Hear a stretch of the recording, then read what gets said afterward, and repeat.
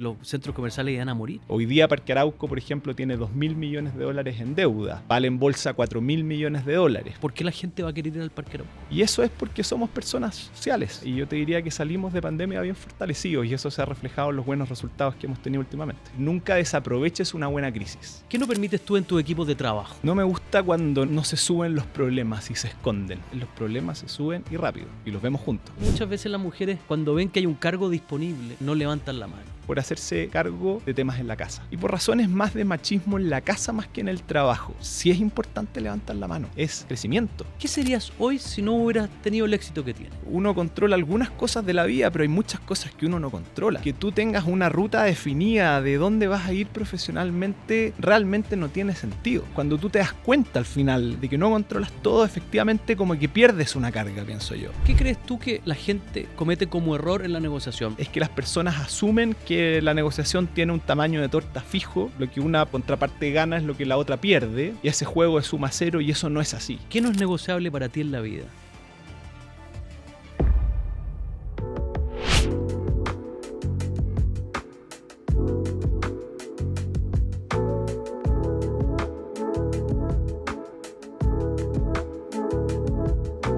Bienvenidos, bienvenidas a un nuevo capítulo del podcast No Negociable desde el Hotel Sheraton de Santiago de Chile.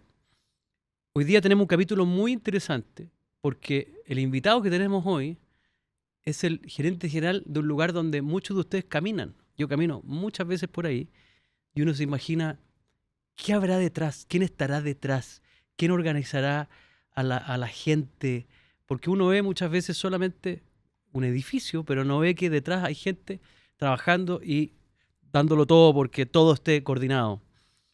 Nuestro invitado de hoy es un destacado ejecutivo chileno con más de 20 años de experiencia.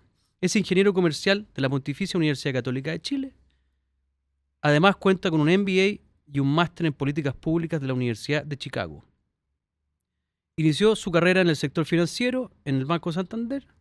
Posteriormente ingresó a McKinsey & Company, participando en proyectos de estrategia y gestión. En paralelo, fue profesor de estrategias de negociación en la Universidad Católica de Chile.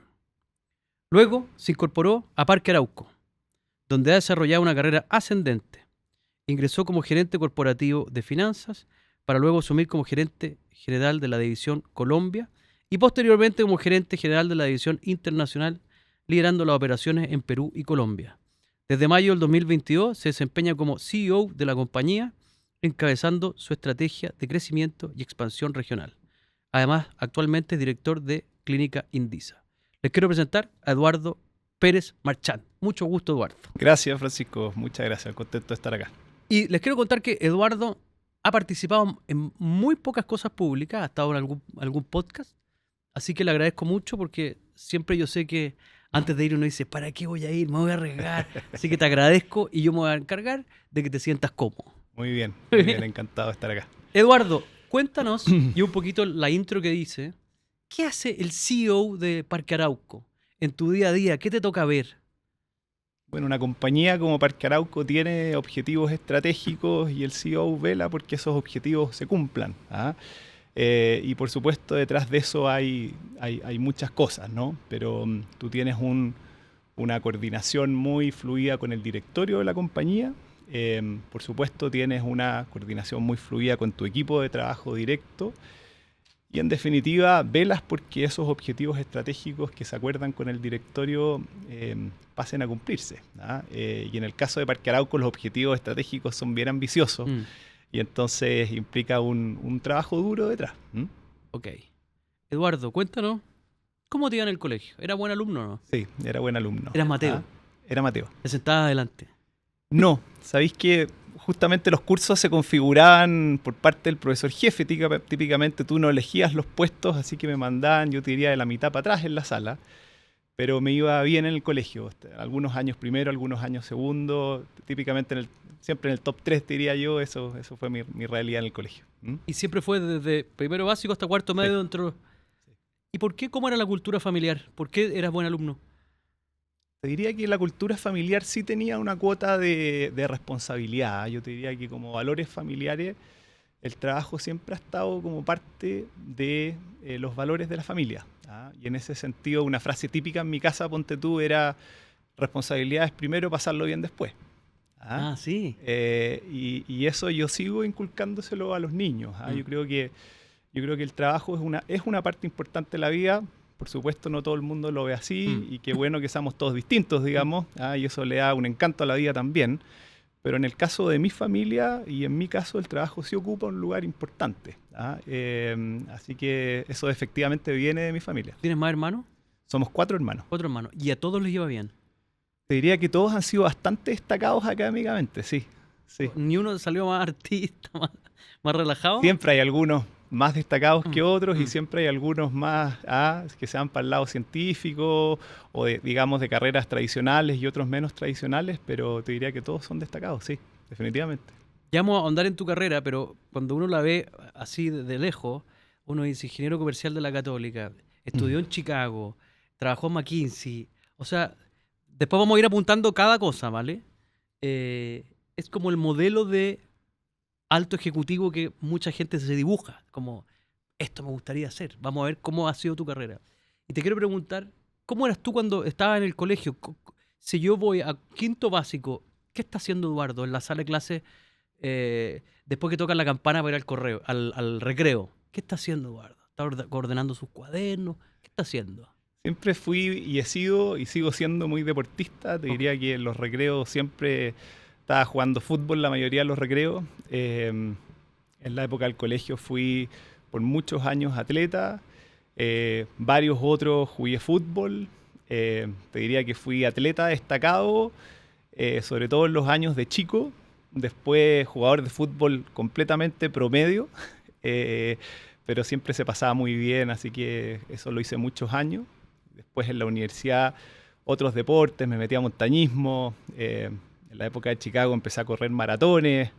Últimamente he estado dedicado más al mundo de triatlón y bicicleta. ¿Triatlón? Sí, hace hartos años ya, sí. Ese es para valiente. No, no tanto. ¿No? Más esfuerzo que talento. ¿Sí? Sí. Porque yo te veo y digo, este señor corre. Eso es lo que pensé cuando te vi.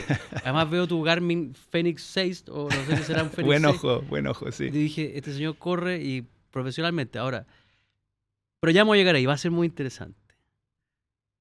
Entonces, Eduardo estaba en el recreo jugando a la pelota.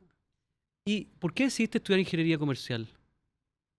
Yo no era de los que tenía súper claro lo que iba a estudiar.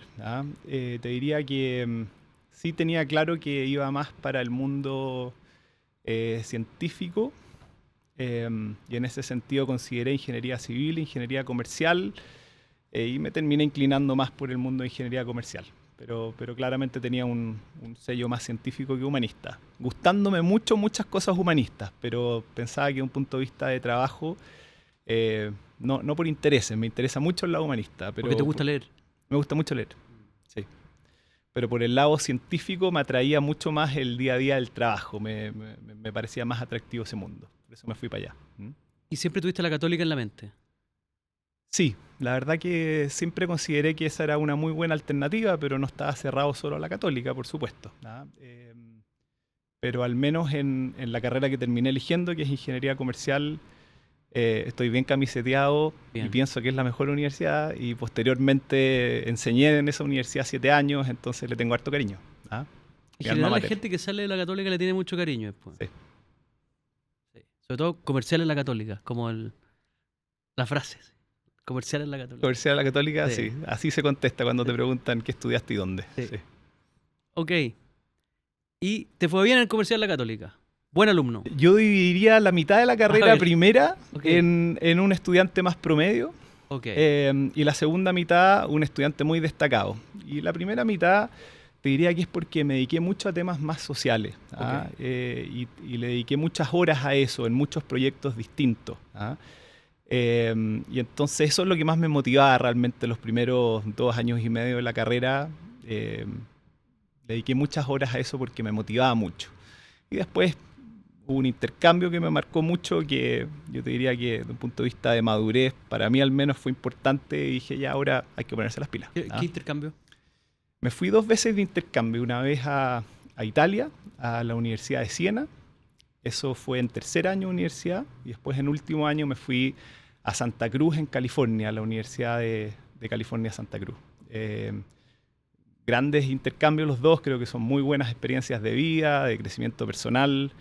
Y en ese caso, en mi caso, el primer intercambio a Italia me marcó mucho, porque era la primera vez realmente que vivía solo, que tenía que tomar decisiones ya de si vaya a ser responsable o más irresponsable, desde lo básico de, oye, vaya a comer bien o mal, te vaya a portar bien o mal. Y en ese sentido, al menos yo ahí tomé una decisión de, yo voy a ser un tipo responsable, y en ese sentido, cuando volví a Chile, volví con las pilas muy puestas y me empezó a ir muy bien en la universidad. Dijiste, voy a dejar de darle ventaja a los 2 primeros años. Puede ser, ahora la voy a poner. Puede ser. Ya, y bueno, último año de universidad, ¿qué tenías ahí en mente? ¿Dónde querías estar? ¿Qué querías hacer? Te diría que, al igual que mi decisión de carrera, que no la tuve clara siempre, de trabajo tampoco, te diría yo. Okay. O sea, tenía claro algunas cosas que no, pero tampoco tenía súper claro qué es lo que quería hacer. Cuando yo me miro hacia atrás, pienso que no tenía una madurez alta respecto de lo que yo quería para mi carrera. Por ejemplo, después terminé llegando a consultoría, y si yo hubiera entendido en la época de universidad lo que implicaba hacer consultoría, lo hubiera buscado como primera experiencia de trabajo, muy posiblemente. Ya vamos a llegar ahí, a McKinsey, porque hay mucha gente que lo tiene ahí, y el mundo de la consultoría y cómo será. No sé si habéis visto los memes que hay de McKinsey cuando salen, no sé, sale un gallo en un auto más o menos bueno, ahí va el cliente y después sale, y aquí va el ejecutivo McKinsey, sale en un Ferrari. Es como, le va mucho mejor que al propio cliente. Es que la verdad es que te hace crecer profesionalmente mucho. Yo creo que es una gran escuela. Yo creo que efectivamente puede que tú pierdas un poquito de balances de vida personal, porque es un trabajo intenso, pero es un trabajo que te deja muchas herramientas de trabajo concretas, que te deja una mirada crítica de las cosas, que te enseña a estructurar problemas de buena forma, que te enseña a influenciar a personas de buena forma, porque tienes que lograr cosas a través de personas. Entonces es muy completo. Yo a un hijo mío que quiera seguir en el mundo de negocios le recomendaría fuertemente pasar algunos años por consultoría. Entonces, ¿terminaste la universidad? ¿Y cuál fue el paso siguiente? Entré a Banco Santander. ¿En pero qué cargo? Como te digo, me entrevisté en varias empresas. Yo te diría ahí que busqué mi camino propio de muy temprano. ¿Tú fuiste a golpear puertas? ¿O Sí. típico que las empresas buscan a los mejores alumnos de las generaciones? ¿Fue doble? Mira, participé a través de los canales formales de la universidad. Okay. En el caso de comercial en la Católica, como dijiste tú, es el centro de enlace. Y te quería decir que marqué mi camino propio porque siempre a veces te pueden ofrecer alternativas de, oye, ¿por qué no te entrevistáis con esta persona que conozco? Y las rechacé. Porque pienso que tú tenés que seguir tu propio camino, y porque imagínate que te empieza a ir bien en ese lugar y es porque conocías a tal o cual persona, o es porque te lo ganaste por mérito propio, ¿te fijáis? Y en ese sentido, hice los procesos tradicionales en empresas relativamente grandes en Chile, y terminé entrando a Santander, que me parece una gran organización, y tuve una muy buena primera experiencia de trabajo. ¿Y qué hacías ahí en Santander? Entré a Santander Asset Management, que es una de las filiales del grupo. Entré como analista de renta fija, administrando los fondos de renta fija internacional, money market dólar, un bonos dólar. Con el paso del tiempo tomé los fondos de acciones internacionales. Y eso permitió entonces que, cuando el portfolio manager de los fondos de acciones chilenas, que eran los más grandes en el mundo de las administradoras generales de fondos, se fuera de la compañía, yo siendo muy chico, teniendo 25, 26 años, tomé la responsabilidad de portfolio manager de los fondos de acciones chilenas de Santander Asset Management, que eran los fondos, como te digo, más grandes, y era una gran responsabilidad para alguien tan chico. Y ahí empecé a conocer también el mundo de distintas empresas, ¿te fijas? Porque tú te juntas con los gerentes generales y los CFO de las compañías, tienes que estudiar sus estrategias, tienes que entender sus negocios, haces algunas visitas a terreno. Y eso también te va afinando un poquito el olfato de dónde tú quieres trabajar después. ¿Ah? Entiendes distintas culturas también. Entonces fue bien valioso ese primer trabajo por las herramientas financieras que te deja, Claro. pero también por el entendimiento del mundo de empresa privada en el país, al menos de las abiertas a bolsa, que también lo valoro mucho. ¿Y cuánto tiempo estuviste ahí? Tuve casi 4 años. ¿Tu base no era financiera o sí? En la Universidad Católica. Yo te diría Tema que generalista. sí me interesaba mucho el mundo de finanzas gustaba siempre. finanzas? Sí, sí. Y busqué ese mundo en mi primer trabajo. Así como te dije que de un punto de vista de sectores no tenía muy claro en la empresa a la que quería entrar. De un punto de vista de funciones sí tenía más claro que quería el mundo de finanzas. Porque mucha gente que estudia comercial, independientemente de dónde, sea por otro lado, no sea por el lado financiero, porque Sí. es más complejo, tiene más cositas. Bueno, pero eso es lo que lo hace atractivo. Eso es lo que lo hace atractivo, Así es. hay menos gente ahí. Entonces entraste, 4 años en el Santander, ¿y cuál fue el siguiente paso? Bueno, yo creo que también hay que hablar un poco de los fracasos. ¿Ah? Sí. Y yo estando en Santander, postulé un programa que se llamaba, no postulé, me postularon a un programa que se llamaba Santander Executive Trainee Program, que elegían a una persona de cada país de Santander en el mundo para llevarlo, para armar un grupito de 20, 30 personas, formarlos en la Universidad Santander en Madrid, llevarlos a trabajar en 3 años a 3 lugares distintos, en funciones distintas, en países distintos, súper atractivos. Hice todo el proceso y no quedé. No quedaste. Y bueno, eso fue, yo te diría que un primer fracaso que me movió un poco. ¿Tú creíste que iba a quedar? Sí, Sí, creía que iba a quedar. eso Sí. duele más. Y oye, era un proceso súper formal, te entrevistaban los directores de Santander afuera, o sea, está muy, muy formal buscando formar a los futuros líderes de Santander. Y básicamente, bueno, en el caso de Chile, finalmente no fue nadie representado. No fue nadie. ¿Ah? Más te dolió. ¿Te fijáis? Como quedó Entonces, vacante, dijiste, no fui suficiente. pero bueno, oye, Así igual la es vida. un mérito también que te hayan elegido entre el Banco Santander, Santander Asset Management, la compañía de seguros, como la persona que va a representar a Santander en una generación Sí. joven, también hay un mérito ahí. Pero bueno, no quedé y eso fue un fracaso. Y ahí entonces volví muy determinado a hacer un MBA. Ok. Y en tiempo muy cortito empecé a preparar todos los ensayos, las pruebas y me terminé El postulando. GMAT, probablemente hay que ser el Así GMAT. es, el GMAT, El exactamente, el TOEFL, los ensayos, etcétera, y me terminé yendo a estudiar a Chicago. Y estando allá en el MBA, tomé la decisión muy temprano también, cuando terminé el primer trimestre, de también hacer el máster en políticas públicas, que de un punto de vista de Maya se veía muy entretenido y terminé haciendo los dos. Y ese fue un modelo que Chicago, no sé si se lo copió a Harvard, pero es probablemente porque Harvard tiene el MBA y el MPA. Exactamente. Yo no sabía que Chicago lo tenía. Hay una pequeña diferencia, que es que Harvard se ha enfocado más en la administración pública y Chicago se ha enfocado más en las políticas públicas. Entonces Chicago se ha ido más al lado de la economía, digamos, de la economía política, de la economía dura, de cómo hacer buenas políticas públicas en general, y Harvard se ha ido más al lado de la gestión pública, de la administración pública. Entonces son énfasis un poquito distintos, pero efectivamente Harvard también tiene este joint degree que es MBA, MPA, y Chicago tiene el joint degree que es MBA y MPP. Y el de Chicago más científico. Es más científico. Por eso que te gustaba también. Así es mucho más científico. Sí. Entonces una pregunta difícil. No es tan difícil. Podría ser difícil. Cuando tú postulaste a lo del Santander, tú dijiste, yo creo que voy a quedar, ¿vale? ¿Qué te hace sentir esa seguridad? A mí me han hecho esta pregunta también en podcast, cuando le he contado cosas de mi vida, me dicen, ¿por qué creíste que iba a ganar? ¿Qué crees que tienes distinto a los demás? ¿O qué sacrificio estás dispuesto a hacer distinto a los demás? Sí.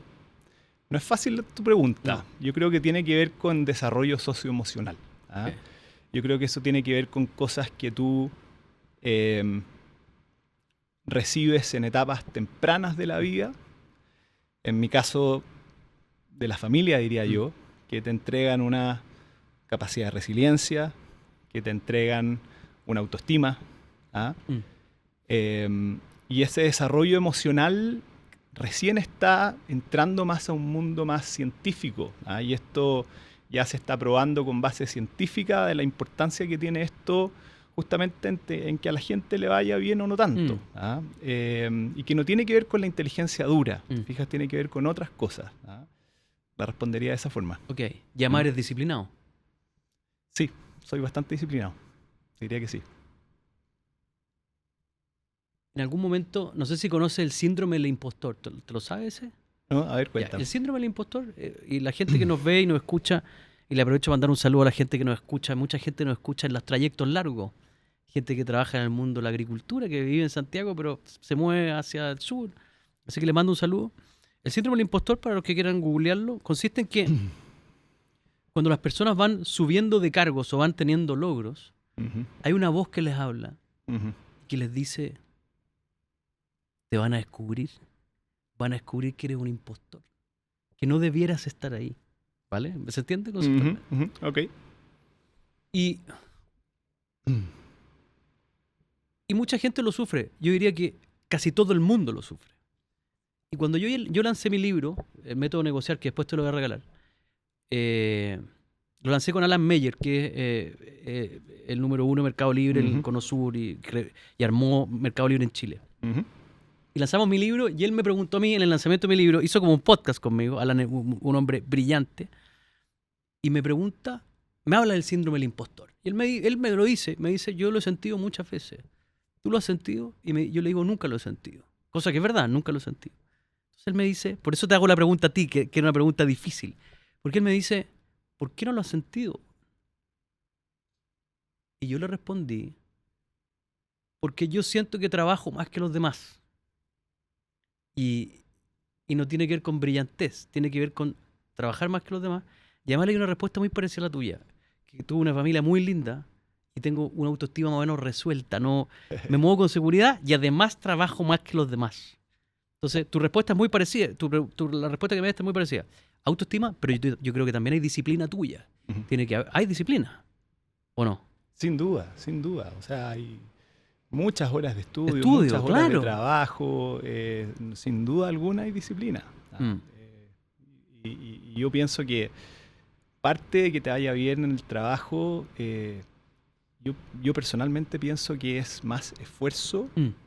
que talento. Por supuesto hay una cuota de talento también, pero pienso que el esfuerzo tiene y la disciplina tiene un rol absolutamente fundamental. Yo soy de esa escuela. Ujú. Mm.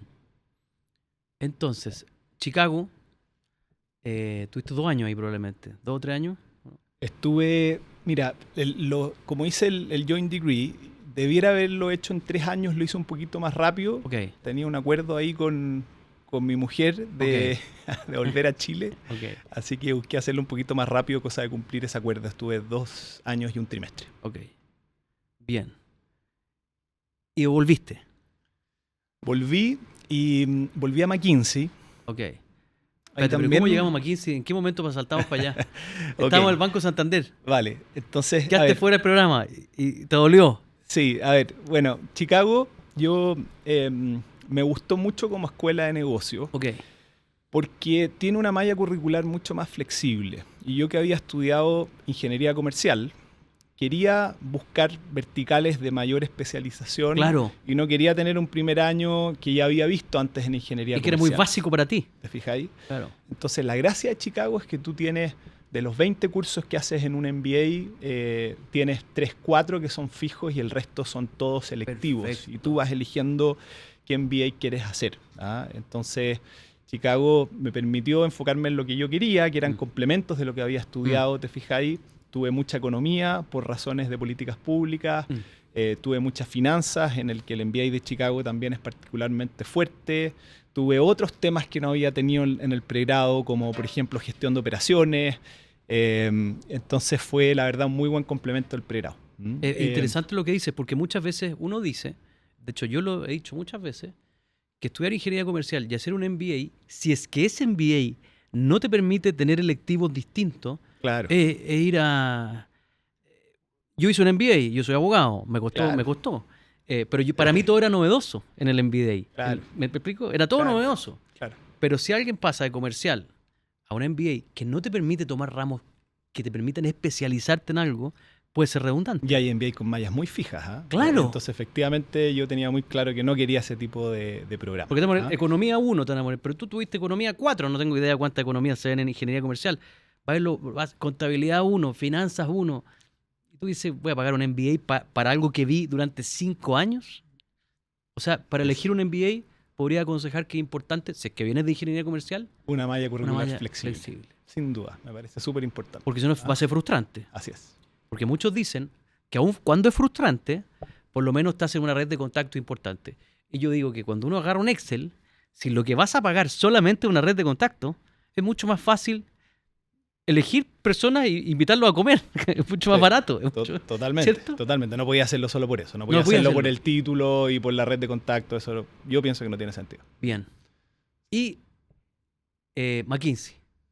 Bueno, yo sabía que volví a Chile Mm. porque tenía un acuerdo con mi mujer. Sí. En esa época no casado o ya casado. Recién casado. Ok. Nos fuimos con 6 meses de recién casado. Ya, Ah. bonito, bonito. Casamos en diciembre, nos fuimos en junio. Y en ese sentido dediqué un poquito menos de tiempo a recruiting o a todos los esfuerzos para buscar Claro. trabajo. Y pude enfocarme más en los estudios, te diría yo. Sobre todo en la primera etapa. Y después entonces busqué más trabajos, pero en Chile. Y Ok. convengamos que son súper pocas las empresas que salen fuera de Chile a buscar talento de MBA. Son muy poquitas. ¿Ah? En la época puede que haya cambiado, Ajá. pero en el 2010 estamos hablando de 5 empresas. ¿Ah? Estaba LATAM, estaba McKinsey, estaba BCG, estaba Santander, por ahí alguna otra organización financiera que también hacía recruiting, pero muy, muy, muy poquita. ¿Ah? Y lo iban a hacer allá. Y lo iban a hacer allá, Para ver quién formalmente, volvía. para ver gente que volvía. No lo había pensado. Un Tiene par de lógica. consultoras locales también. ¿Ah? Lógica. Y tiene harta lógica, efectivamente, porque hay mucha gente que efectivamente quiere volver. ¿Ah? Y ahí también se ha dado un cambio, ¿ah? Que Chile, los estudiantes de MBA siempre volvían. Y eso ha cambiado, ¿ah? Y tendió a cambiar muy fuertemente después de la crisis social. ¿Ah? En los años de la crisis social en adelante, todos los años siguientes, la mayoría se quedaba, no volvía. En ese sentido hubo como una fuga de talentos en el Es país, verdad. digamos, que es bien importante. Se metían ¿Ah? mucho en la práctica, en una práctica que muchas veces tienen, Claro. y sigan quedando allá. Claro, tenés Claro. todas las puertas abiertas para poder quedarte allá. O sea, puedes trabajar en Estados Unidos, por supuesto, pero también vienen a hacer recruiting empresas de Europa, incluso empresas asiáticas. Entonces, tú tienes la posibilidad de trabajar en otras partes del mundo y tienes las puertas abiertas en ese sentido. ¿Ah? Pero los chilenos típicamente volvían. Claro. Entiendo que eso está empezando a cambiar A los chilenos ahora les que están encanta volver a la empezando a volver. ¿Ah? Efectivamente. Y muchos otros países de la región no. Mm. ¿Ah? O sea, la mayoría, te diría yo, de mis compañeros, en general los brasileros volvían, los chilenos volvíamos, las otras nacionalidades No. en general no. ¿Ah? Esto era una oportunidad justamente para irse a vivir afuera. ¿Ah? Claro. Así que bueno, yo en mi caso tenía el acuerdo de volver y entonces me enfoqué más en los estudios y hice recruiting con las poquitas empresas que hacían recruiting allá y básicamente también tenía abierta la posibilidad de entrar a otras empresas distintas a esa, por supuesto.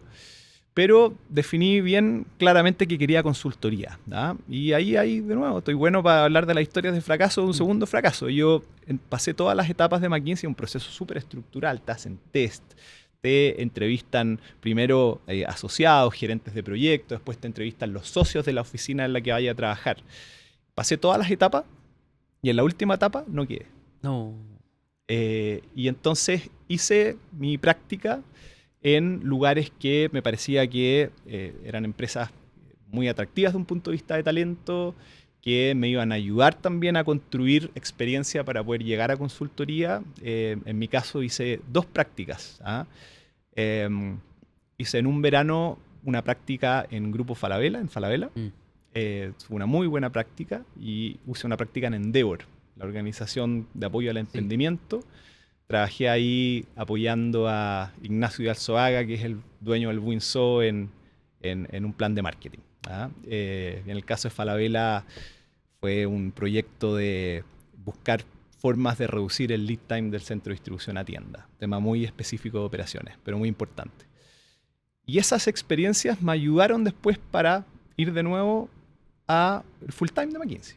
Entonces tenía McKinsey bien entre ceja y ceja. Estaba abierto también a BCG, que me parece una muy buena alternativa también. Y en el full time quedé. Porque tú identificaste en qué fallaste la primera vez. Eso fue. Claro, aprendí en el fondo que si tú querés entrar a consultoría también requiere mucha preparación. Y tú tienes que preparar los casos, aprender, porque los procesos de entrevistas son en base a casos. Claro. Te hacen exámenes también más quizás cuantitativos, digamos. Y estos casos tú tienes que prepararlos. Y tienes que soltar la mano, entender cómo aproximarse a un problema. Y tienes 10 minutos para hacerlo. Entonces, y ese proceso de preparación en la primera vuelta no lo hice bien. Okay. Y entonces en la segunda vuelta sí. ¿Tú creíste eso o te dieron feedback? No recibí feedback del primer proceso, pero sí se hizo evidente que si tú querías entrar a consultoría tenías que prepararlo. Y yo no lo había hecho estructuradamente, me había enfocado un poquito más en la parte académica. Okay.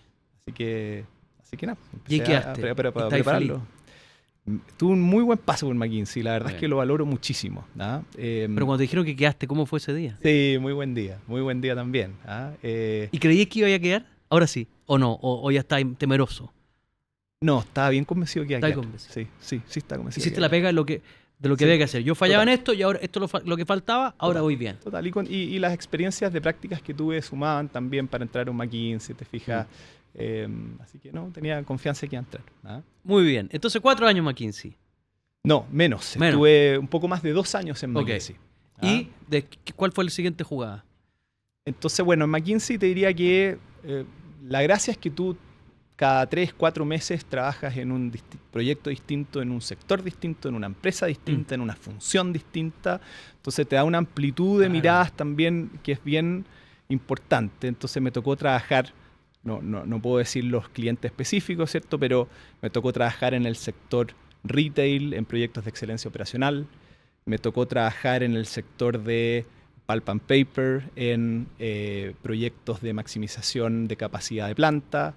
Me tocó trabajar en transporte, en programas, en proyectos de organización. Me tocó trabajar, te fijas, en muchos sectores, muchas empresas, muchas funciones, y eso también te va dando una mirada muy amplia de las cosas y bien valiosa.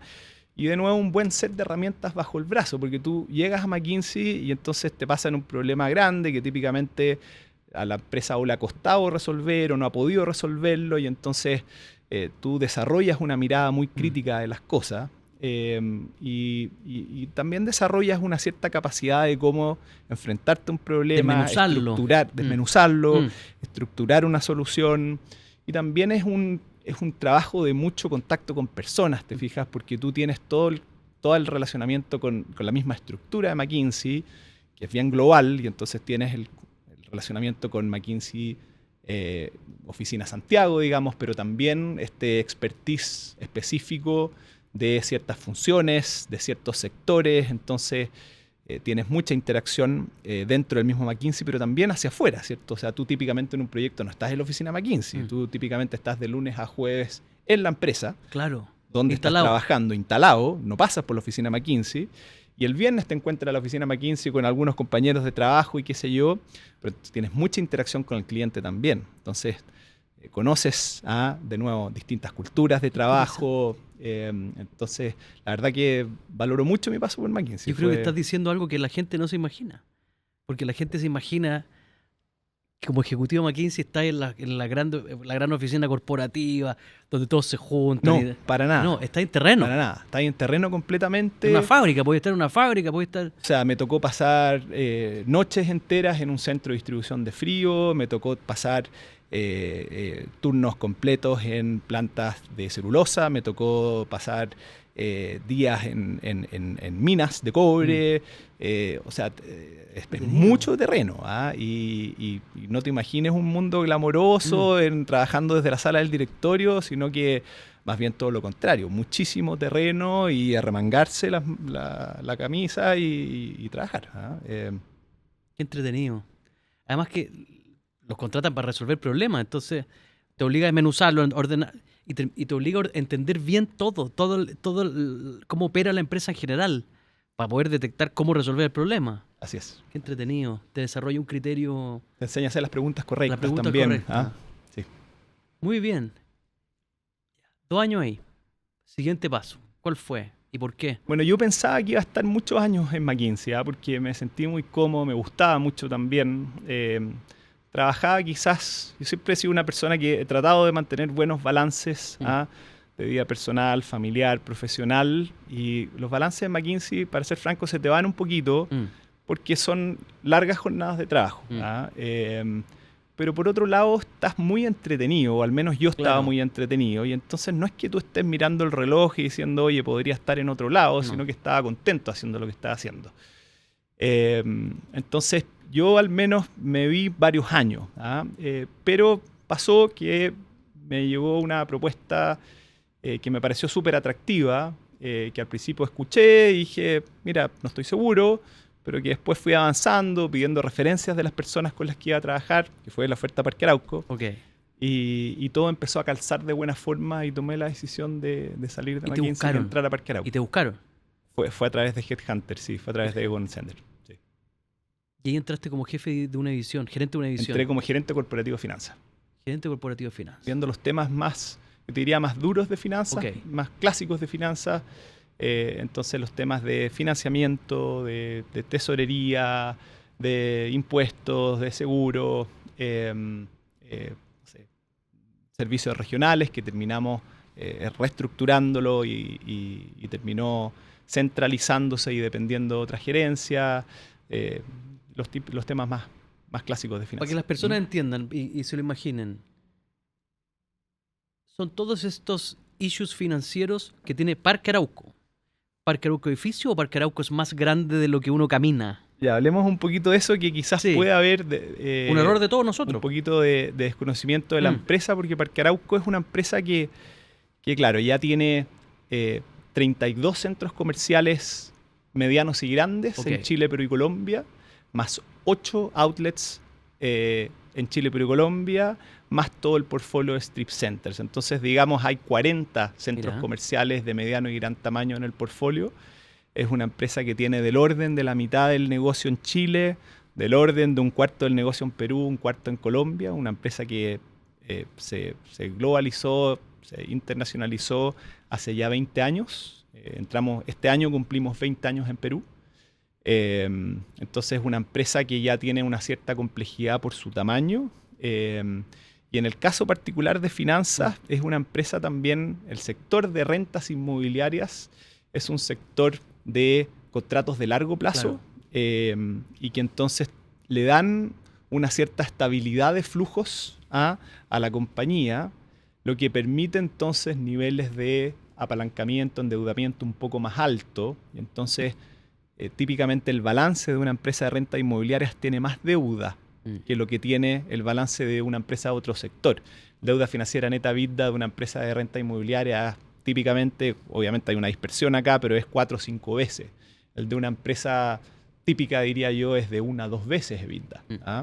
Entonces, lo que te quiero transmitir es el tema de financiamiento es súper significativo. Hoy día Parque Arauco, por ejemplo, tiene $2.000 millones en deuda. Vale en bolsa $4.000 millones. Entonces, valorizando sus activos a aproximadamente $6.000 millones. Entonces, como la deuda cumple un rol importante, finalmente hay mucho valor en hacer eso bien. Y entonces es una empresa que es muy activa en el mercado de capitales, que está en constante comunicación con los bancos, que emite bonos casi todos los años. Entonces somos una empresa activa en el mercado de capitales local. Y ahí llegaste a Parque Arauco, a sector finanzas, gerente corporativo financiero. ¿Cuántos años ahí en ese cargo? Estuve, bueno, con el paso del tiempo tomé los roles corporativos de desarrollo también. Fue la primera función más de negocios que se centralizó en Parque Arauco. Había solo un corporativo en las funciones de apoyo, en personas, en legal, en finanzas, pero no en las funciones de negocio como desarrollo. Y ahí justamente tomé también desarrollo, que tenía un énfasis más en el mundo de adquisiciones, que buscaba también estandarizar ciertos criterios en los proyectos de desarrollo Greenfield y Brownfield que se construyen, digamos, nuevos centros comerciales que se construyen. Entonces fue una experiencia bien interesante. Eso lo sumé a los temas de finanzas, no fue un reemplazo. Un doble. Claro, una gerencia de finanzas y de desarrollo entonces. Y me tocó también armar la estrategia y el equipo de sostenibilidad. Y entonces también ahí vinculé un poquito la experiencia que había tenido antes más en el mundo social, quizás de alguna forma también en el mundo de políticas públicas. Y Parque Arauco tiene hace una década ya una estrategia de sostenibilidad muy, muy definida, es una empresa muy responsable con su entorno, una empresa que busca potenciar los impactos positivos que tiene en el entorno, por ejemplo, a través del apoyo al emprendimiento. Apoyamos más de 3.000 emprendedores solo el año pasado, el año 2025, y que busca mitigar sus impactos negativos en el entorno, por ejemplo, los ambientales. Entonces, gestionamos muy responsablemente nuestra huella de carbono. Entonces, en general es una empresa, yo te diría que del mundo de empresas en Chile, estamos en el grupo de empresas que le asignan una importancia alta a este tema. También los inversionistas nos piden que nos preocupemos de estos temas. Por ejemplo, hoy día tuvimos la Junta de Accionistas de Parque Arauco, y en la Junta de Accionistas de Parque Arauco hay algunos inversionistas institucionales que levantan la mano en la Junta y dicen, para mí los temas de sostenibilidad son relevantes y me gustaría animarte a que te sigas preocupando de estos temas. Entonces, me tocó también tomar los temas de sostenibilidad. Y en eso estuve por 4 años, un poquito más, y ahí me fui a Colombia. Me fui a Colombia como gerente general de la División Colombia. ¿Y ya tenía familia o todavía no? Sí, tenía familia. ¿Cuántos hijos tenía en esa época? Tenía 3 hijos y el cuarto había nacido recién. Y tu señora dijo, ya vamos. Claro, entonces... ¿Le prometiste algo? ¿Le prometiste algo como Chicago? ¿Como van a ser 2 años y bueno, y vemos o no? Mira, hicimos un acuerdo en que como Borja, que había nacido recién, estaba muy chico, y como también teníamos que calzar el tema de colegios de los niños, la primera etapa yo iba a viajar. Okay.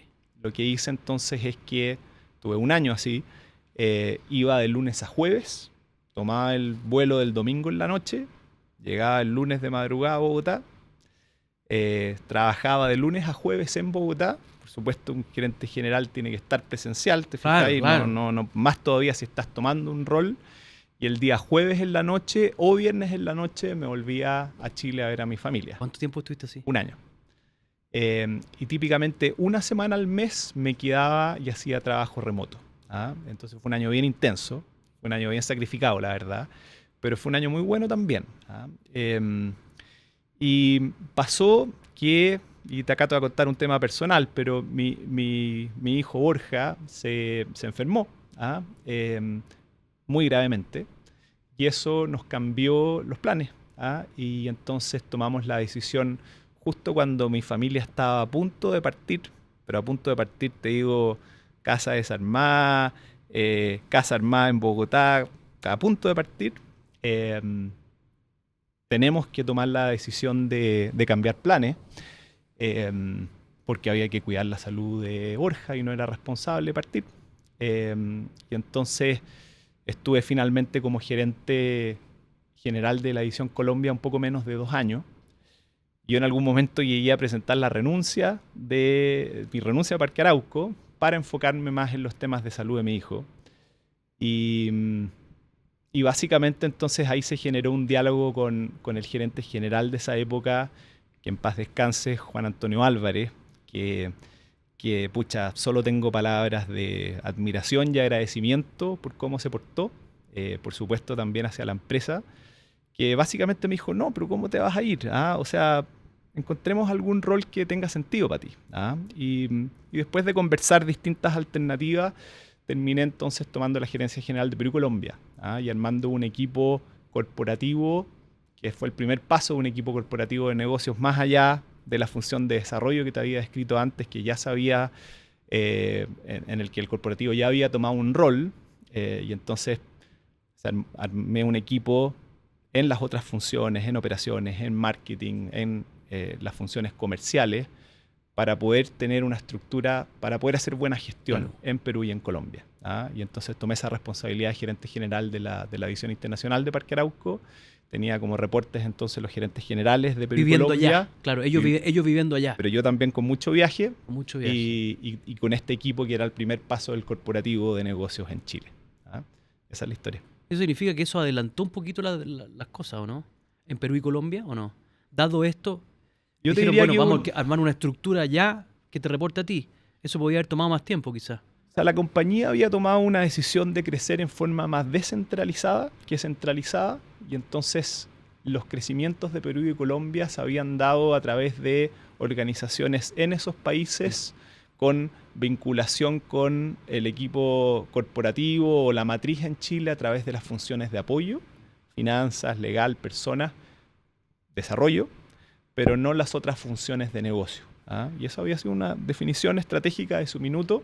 También tenía sentido porque Parque Arauco era más chico en Perú y Colombia, y entonces tampoco tenía sentido tener una estructura muy pesada para supervisar esas operaciones que en un inicio eran más pequeñas, ¿te fijas?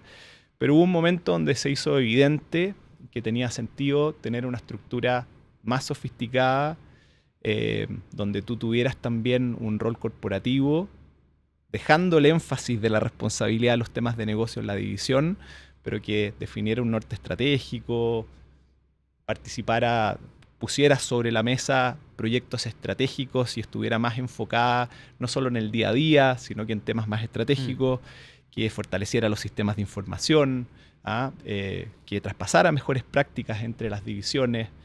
Y entonces yo te diría que cuando dimos ese paso se desbloqueó mucho valor. Mejoraron mucho los márgenes en Perú y en Colombia. También empezamos a crecer mucho en esas dos geografías, hasta alcanzar lo que pasa hoy día, que es que la mitad del negocio está fuera de Chile. ¿Y después qué pasó? Después de estar liderando Perú y Colombia. Bueno, tuvimos una pandemia muy dura. El sector en general lo pasamos muy mal en pandemia porque nuestros centros comerciales estaban cerrados. Estaba solo abierto el comercio, claro. ¿Te acuerdas? Acuerdo. Solo abierto el comercio, digamos, de bienes. Y me acuerdo del gran drama que tenían la gente que le arrendaba a ustedes. Que seguían pagando los arriendos, no seguían pagando los arriendos. Habían contratos que estaban supeditados a la facturación mensual del negocio. Así es. Y nosotros tomamos una decisión ahí muy de socio comercial. Porque en vez de decirle al locatario, aquí está el contrato, paga lo que establece este documento, nosotros entendimos que acá habían circunstancias extraordinarias. Y lo que hicimos entonces es un esquema muy flexible de básicamente tener acuerdos de muy corto plazo, que en la medida entonces que un centro comercial estaba cerrado, se pagaban solo los gastos comunes. Después cuando el centro comercial abría, pero que todavía la gente estaba cauta y no quería volver y tenía ventas más bajas, se pagaba un monto que era relativamente proporcional. Y entonces fuimos volviendo de a poco en la medida que la gente tomó confianza y volvió a los espacios, y volvió con el paso del tiempo con mucha fuerza a los espacios. Esto ha sido una tendencia en todo el mundo, no solo en Chile, Perú y Colombia, en que los centros comerciales en el mundo, la gente post pandemia volvió con mucha fuerza a esos espacios, justamente en el fondo como una especie de autoaprendizaje de que para mí el contacto social es importante y yo no quiero estar encerrado en una casa o en un departamento al frente de una pantalla. Y yo lo que quiero más bien es vincularme con otras personas, estar en contacto con otras personas, tener vida social, y en ese sentido los centros comerciales son muy buenos lugares para poder hacer eso. Entonces, acuérdate que en algún momento se habló de que los centros comerciales iban a morir. Después, cuando empezó la venta online, que fue muy potente, se empezó a decir, bueno, ¿y por qué la gente va a ver? Cuando volvamos cuando volvamos del encierro, ¿por qué la gente va a querer ir al Parque Arauco? Y lo interesante es que acá se dio un piloto perfecto de fomento al comercio online, ¿cierto? La gente encerrada en sus casas, no pudiendo ir al comercio físico, solo pudiendo comprar online. Entonces era el piloto perfecto para que el comercio online se fuera a las nubes. Y no pasó eso. ¿Se fue a las nubes en un momento? Pero después volvió a su senda, a la senda que traía anteriormente a la pandemia. Entonces saltó, pero volvió a la misma senda. Y eso es porque somos personas sociales. Y porque finalmente, claro, algunas cosas me puede convenir comprarlas online pero muchas otras yo prefiero ir al centro comercial, en una experiencia en la que puedo ir, te fijáis, con mi pareja, que puedo ir con mi familia, que puedo ir con amigos, que lo puedo pasar bien, que puedo salir a comer algo rico, que puedo tener alguna experiencia de entretenimiento, donde puedo probarme las cosas. Entonces, la vuelta de pandemia para Parque Arauco y en general para las empresas del sector fue una vuelta muy fuerte. Y entonces después de una pandemia muy dura, Parque Arauco ha salido de la pandemia, te diría yo, bien fortalecido. Sí.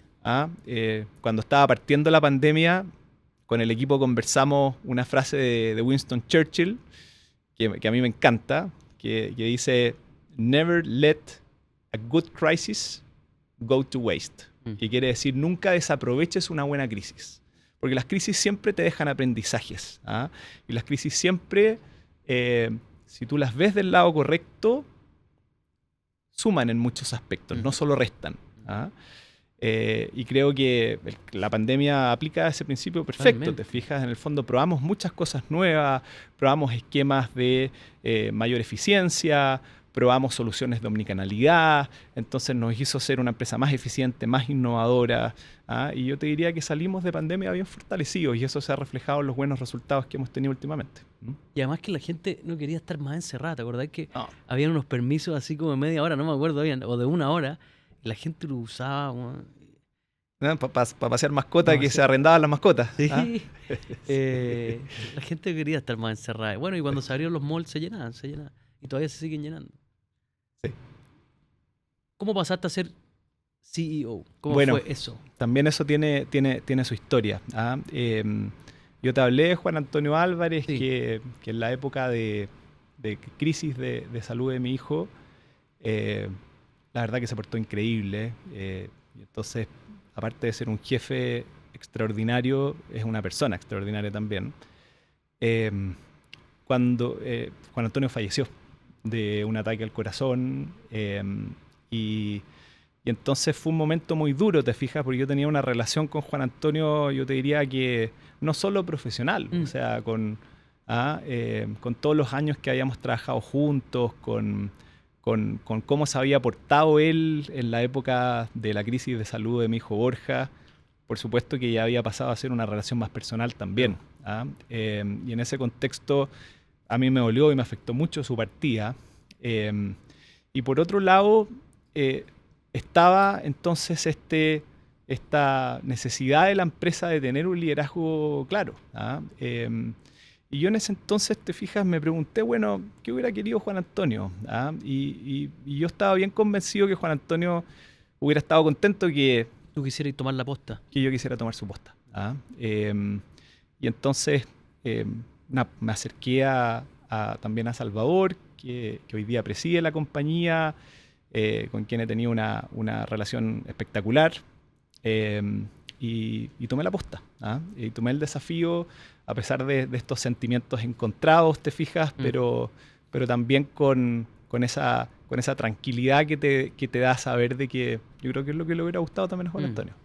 Y la tomé con mucho entusiasmo, con mucho compromiso, y nada, hemos estado en estos últimos 4 años en este rol buscando agregar valor, buscando lo mejor para la compañía, y creo que han sido 4 años muy valiosos, de mucho crecimiento profesional y personal.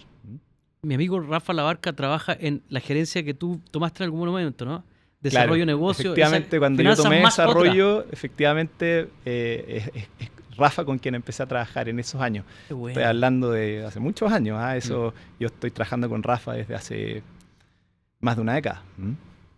Te mandamos un saludo, Rafa. Rafa Labarca es un gran amigo mío, muy inteligente y es muy matemático. Así es. Y su padre era muy matemático, en las Olimpiadas de Matemática. Así es. Así que, Rafa, te mando muchos Académico saludos. matemático, así es.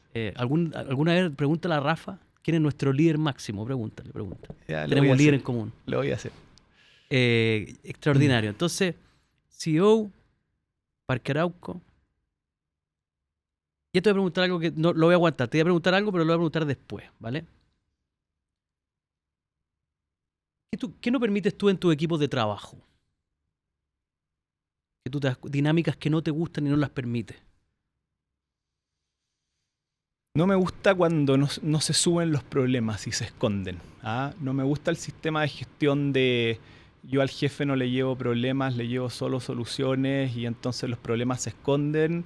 Y porque finalmente no se generan procesos de mejora continua. Eh, Siempre me ha gustado, desde el punto de vista de gestión, más la lógica de tú subes los problemas rápido, ¿ah? Porque eso genera justamente problemas ocurren en todas las empresas, por supuesto, ¿ah? Y entonces tú tienes que generar esta discusión respecto a por qué ese problema se generó y hacer este análisis de estas de causas raíz para entender, bueno, cómo puedes en el futuro evitar que se vuelva a producir, ¿ah? Y se generan mejoras continuas y aprendizaje. Y si la cultura de la compañía entonces es que los problemas no se suben, eso nunca ocurre, ¿ah? Entonces, algo que siempre le pido a mis equipos con mucho énfasis es los problemas se suben y rápido. Y los vemos juntos. Pero los problemas más medulares, los más duros.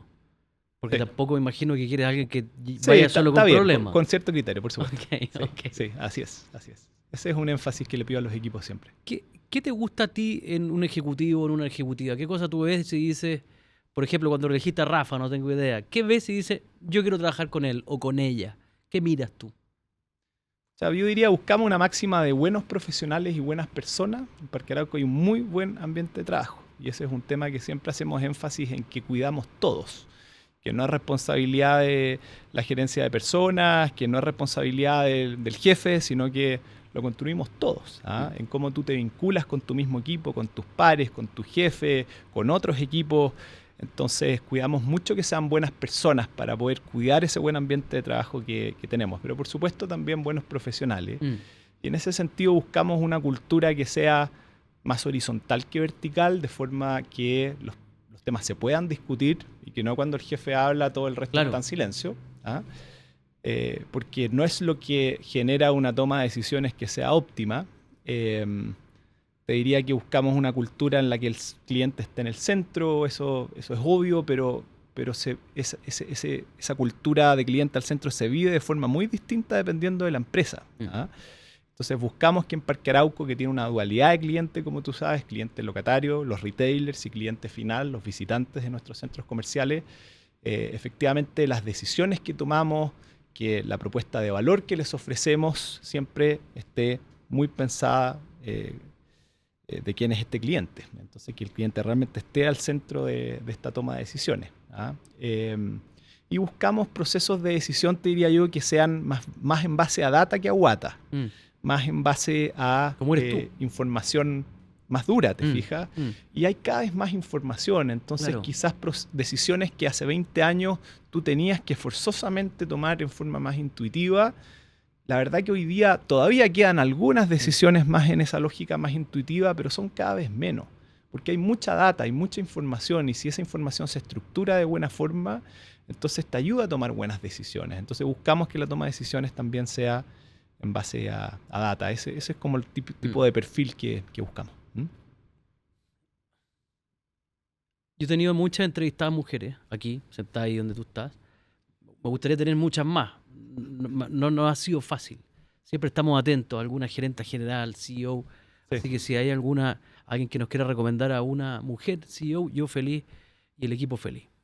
Y muchas veces me han dicho aquí, sentada, no en este mismo lugar, pero ahí al frente mío, me han dicho que ella siente que muchas veces las mujeres, cuando ven que hay un cargo disponible, no levantan la mano. ¿Vale? No, yo quiero, ¿vale? Y te hago esta pregunta a propósito de cuando tú tuviste que reflexionar. ¿Qué me diría Juan, ¿cómo se llama el gerente general anterior? Juan Antonio Álvarez. Juan Antonio, levanta la mano. Eduardo, levanta la mano, te diría. ¿Qué le dirías tú a alguien que hoy día en alguna compañía, este podcast lo ven en toda Latinoamérica, que hoy día dice, hay un cargo disponible, podré ser yo, levanto la mano, si Sí. yo levanto la mano alguien me podrá acusar de egoísta? ¿Qué le dirías a esa persona que ve el cargo y no se atreve a levantar la mano? Sí. Bueno, el tema de hombres y mujeres en el trabajo, por supuesto, es un tema que es súper sensible, ¿cierto? Y es increíble pensar que hace pocas décadas las mujeres no votaban. Pucha, qué poco sentido hace hoy, ¿cierto? Pero a mí me tocó me interesa el tema, entonces me tocó leer un libro muy bueno que recomiendo, que se llama Disparidad bajo la lupa, que escribió una investigadora que también respeto mucho, que se llama Silvia Izaguirre, que es una investigadora del Centro de Estudios Públicos, y que analiza este tema de un punto de vista bien científico. Y a la conclusión que llega, entre otras, pero es que finalmente lo que pasa es que muchas mujeres abandonan su carrera por hacerse cargo de temas en la casa, o de una persona mayor, o de un hijo, y que en ese sentido esa cancha no es igual, ¿te fijas? Y no es igual por razones culturales, y por razones más de machismo en la casa más que en el trabajo. Entonces, yo el primer comentario que te quería hacer es que yo veo muy claramente que en las generaciones más jóvenes esas diferencias culturales de machismo en la casa son cada vez menores o inexistentes. Y que eso va a hacer que menos mujeres abandonen su carrera. Y yo no tengo duda que eso va a hacer que muchas mujeres lleguen a puestos de gerente general en pocos años más. Yo estoy completamente convencido de eso. Entonces, yo no creo que haya una gran diferencia, al menos en la experiencia que yo he tenido, de cómo un hombre y una mujer se enfrentan a un cargo vacante. Yo creo que, en mi experiencia al menos, he visto que es similar la aproximación.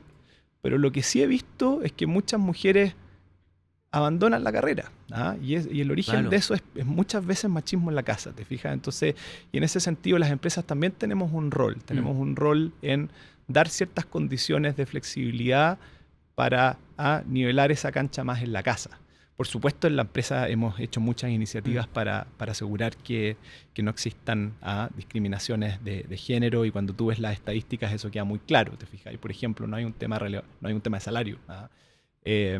Pero te diría que, complementando tu pregunta, sí es importante levantar la mano. Sí.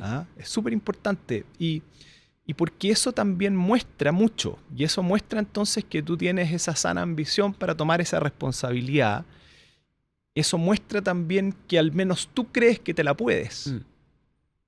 Y si tú crees que te la puedas, hay una probabilidad relativamente alta que efectivamente te la puedas. Entonces yo creo que levantar la mano es súper importante.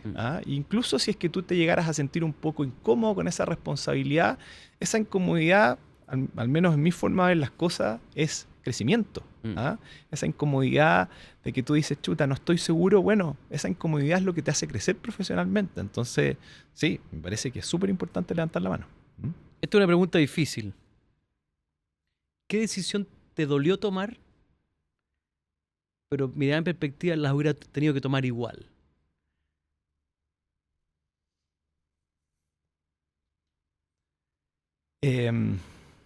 A ver, los temas de personas siempre cuestan.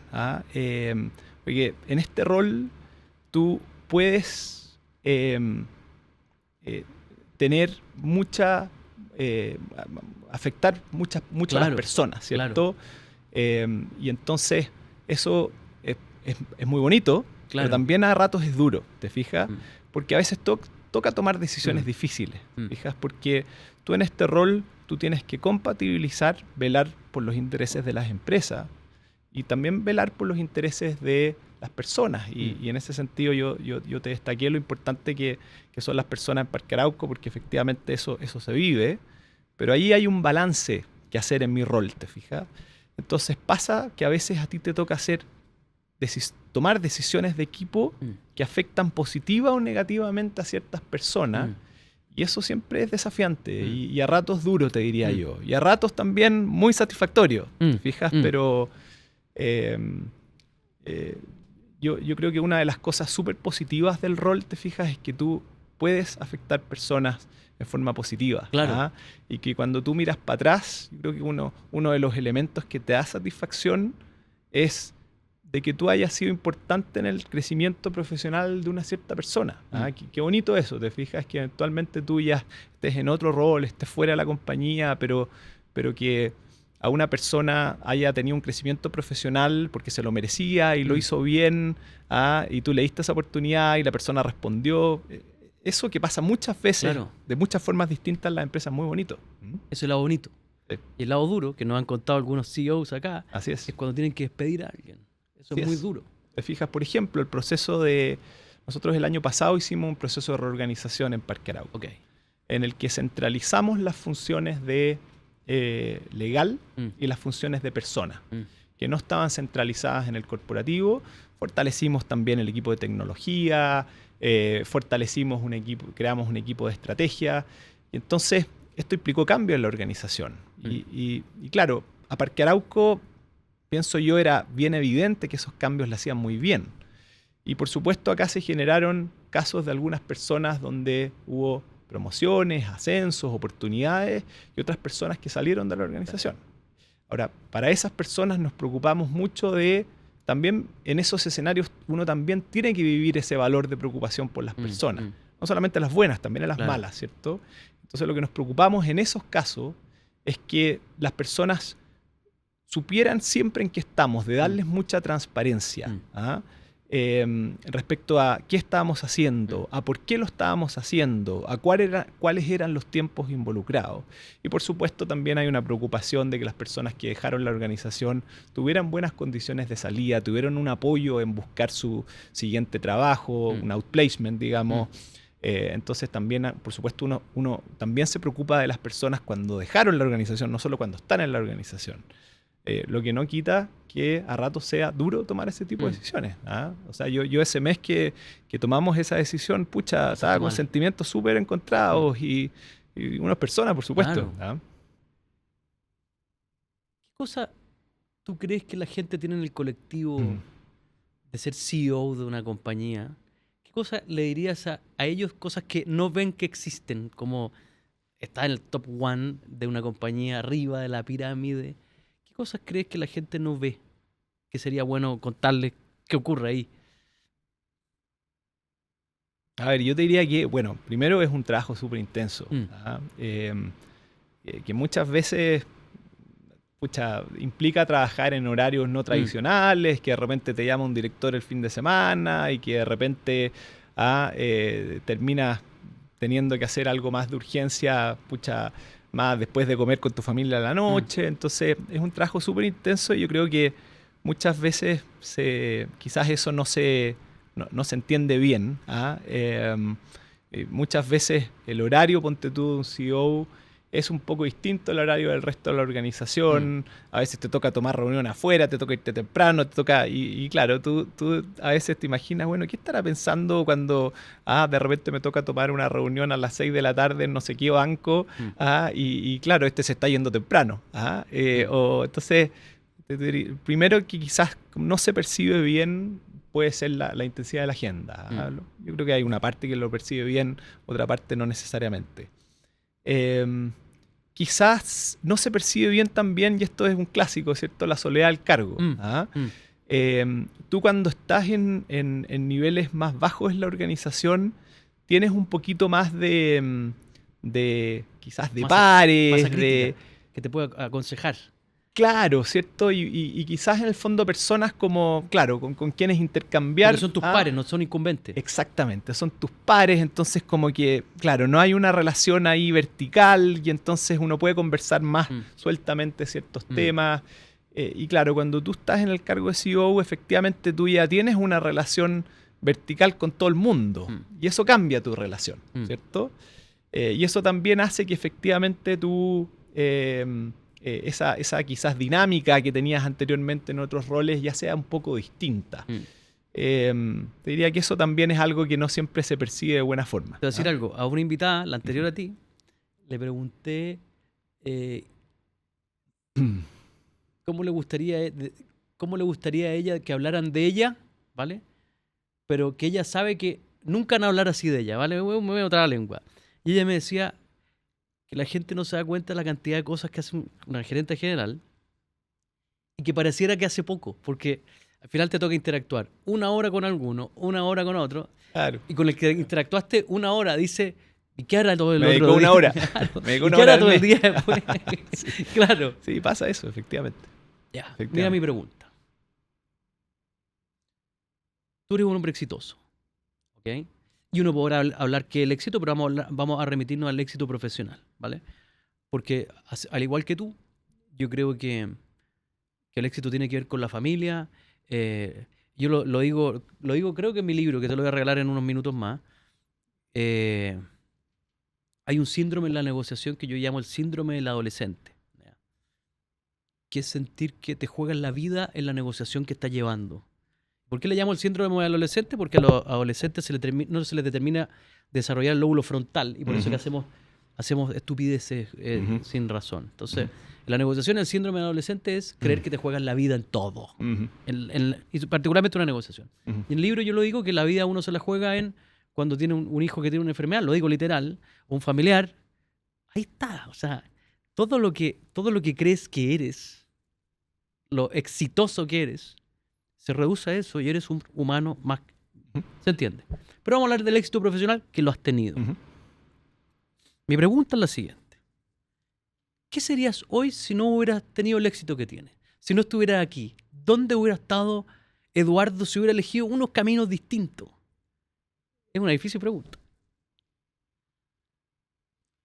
A ver, bueno, vuelvo dada tu introducción de pregunta, en que el trabajo es una parte de la vida, pero no es todo, por supuesto, ¿cierto? Entonces, yo te conté al inicio que para mí el trabajo ocupaba un lugar importante, pero para mí, si quieres éxito, tiene que ver con temas de tu desarrollo familiar / de vínculos, y cómo eres capaz entonces de lograr vínculos significativos. En mi caso es principalmente a través de la familia, pero por supuesto eso también puede lograrse a través de amistades significativas, y yo creo que esa es una parte que es importante como del éxito, digamos. Otro es tu desarrollo personal, o sea, que tú seas una mejor persona con el paso del tiempo, y eso tiene muchas aristas. Eso puede tener una arista más espiritual, eso puede tener una arista más social, más de hobbies, más de incluso física, cosas, claro. Incluso física, pero que tú seas una mejor persona. Y después está, claro, pienso yo, el éxito más profesional y que te vaya bien en sea lo que sea que tú decidas hacer profesionalmente. O sea, yo te conté que en mi época de elección de universidad y carrera y elección de primer trabajo, no tenía las cosas súper claras y tenía más bien una amplitud. Yo no soy de esas personas que dice, oye, yo voy a trabajar en tal sector, tal empresa, tal rol. Yo creo que uno controla algunas cosas de la vida, pero hay muchas cosas que uno no controla, por supuesto.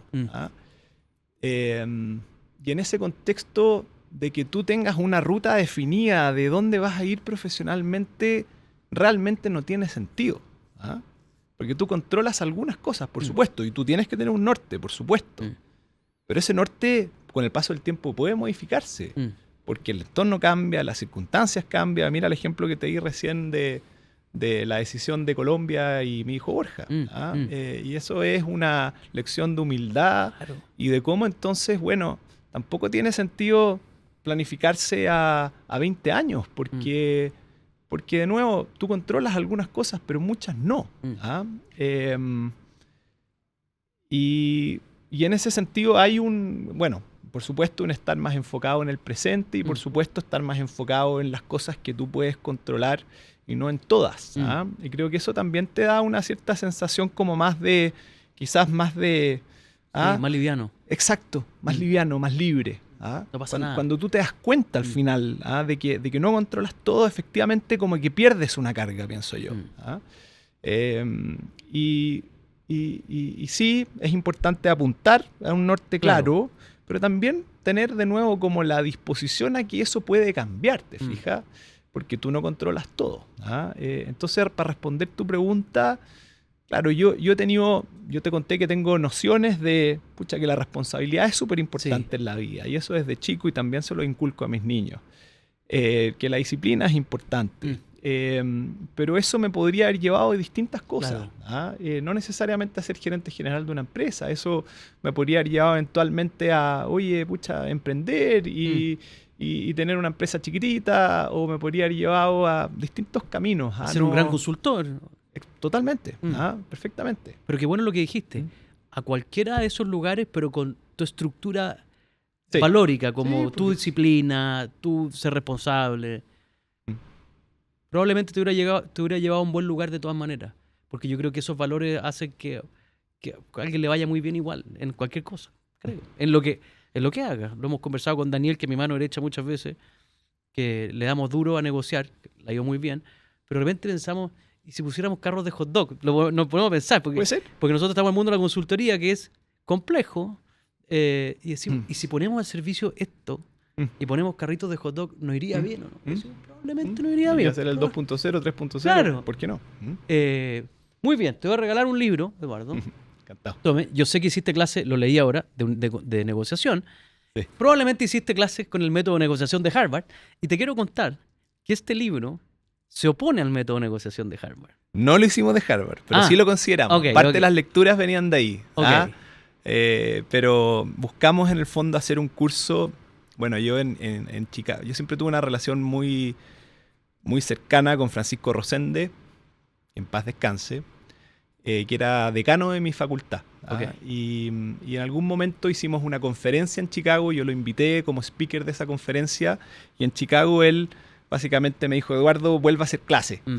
¿De qué falta en ingeniería comercial que no estemos enseñando y que tenga sentido que enseñemos y enséñalo tú? Y yo tomé el desafío y bueno, hicimos este primer curso de estrategias de negociación en ingeniería comercial. Y le diste otro enfoque. Ah, Y le trataste de dar un enfoque no típico. Y lo que hicimos fue justamente, claro, no lo típico que era hacer el método Harvard, sino Sí. que fuimos bien mateos en entender cómo lo poco que había en esa época, porque estamos hablando del 2012-13, ¿te fijas? O sea, ha Y te pasado voy a harto decir que tiempo. ahora no hay mucho tampoco.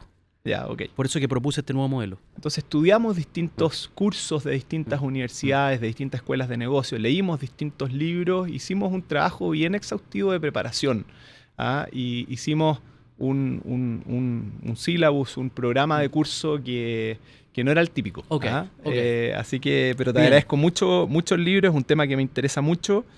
Quiero que lo leas y nosotros así que tenemos nuestro lo voy a hacer. WhatsApp. Entonces quiero que me cuentes si te gustó la mirada. Es una mirada distinta. Lo voy a Y hacer. te quiero contar que este libro salió en agosto y está en el ranking del Mercurio desde agosto hasta el domingo pasado. Y espero que esté este domingo. Cuando leas el Mercurio el domingo, mira si sigue el método de negociar. Le ha ido muy bien porque cuando lo escribí pensé en hacer algo que le sirviera a las personas. Ujú. Yo estuve en política mucho tiempo, después conversaremos fuera de cámara porque te dije que bueno que dijiste que no, a la oferta que te hicieron. Y creo que encontré una forma de hacer servicio público a través del libro, Ujú. porque esto le da un poquito más de poder a la gente que no tiene poder. Ujú. Y dado que estamos en el mundo de la negociación, te voy a hacer algunas últimas preguntas y ya hemos hablado, así que vamos a tener que cortarlo pronto. Mi pregunta es la siguiente. ¿Qué hace que tú pierdas la confianza en una negociación? Al CEO de Parque Arauco le toca negociar todos los días. ¿Qué hace que tú estés hablando con alguien y digas, ya no confío? Ujú. A ver, siempre me ha resultado desafiante cuando tú te tienes que sentar a negociar con una persona que no es la que toma las decisiones al final, Ok. ¿cierto? Ese siempre es un gran desafío porque tú te arriesgas entonces a que el acuerdo que tú tienes siempre la persona se va a dar la vuelta y va a volver y lo va a mejorar un poquito para su lado. Eso es muy incómodo y hace que el proceso de negociación sea muy poco eficiente al final. Bueno, por supuesto también la mentira en la negociación, que es un gran tema en las negociaciones, ¿cierto? Que uno eventualmente puede buscar mentir para que tu contraparte entienda que tus intereses son distintos a los que realmente son y saques provecho y ventaja de eso. Por supuesto que eso también afecta la confianza en una negociación. ¿No te gusta cuando lo sorprendiste mintiendo? Claro, te fijas ahí. Entonces yo te diría que por ahí va la respuesta. ¿Qué crees tú que la gente comete como error en la negociación, más allá de la mentira? Cuando tú vas a una negociación con tu equipo, por ejemplo, y dejas hablar a alguien de tu equipo, lo dejas negociar con una contraparte y tú lo miras y le dices, fallaste en esto. Me ocurren dos cosas. Una es que se tiende a preparar la negociación insuficientemente. Ok.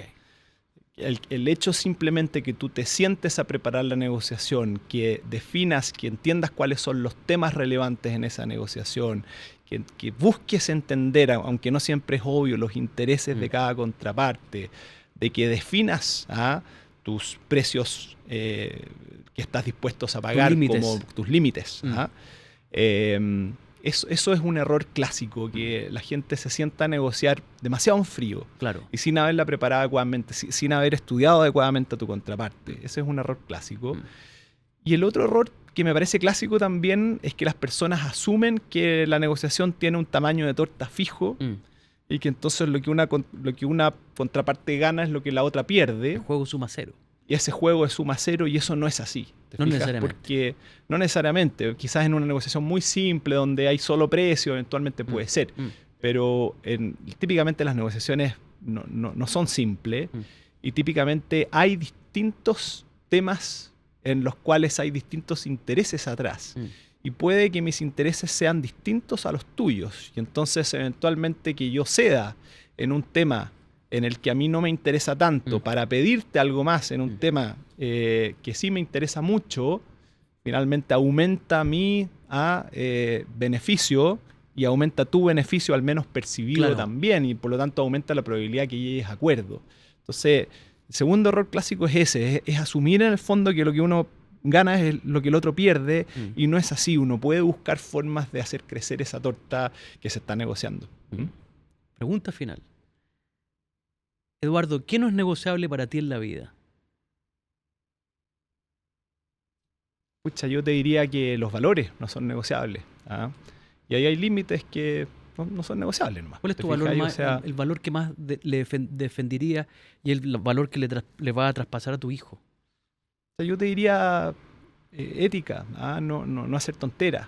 O sea, yo te diría, ahí pondría una línea, pero clara. ¿Te fijas? Si a mí alguna vez un jefe me dijera, oye, si hacemos tal cosa, y yo estoy fuera. Y eso me encantaría que también mis hijos lo tengan, ¿te fijas? O sea, que tú seas de una línea, que tengas valores claros, y eso es no negociable. Muy bien, muchas gracias, Eduardo. Encantado. Muy bien, hemos terminado este capítulo de No Negociables. Espero que lo hayas disfrutado como lo disfruté yo, muy interesante.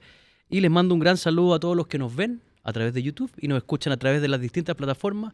Me encanta mandarle saludos a la gente que nos escucha. Hay gente que va al gimnasio, tú eres muy deportista, Eduardo, a la gente que va al gimnasio y nos va escuchando. Así que un abrazo grande a todos y nos vemos en un próximo capítulo. ¡Chao!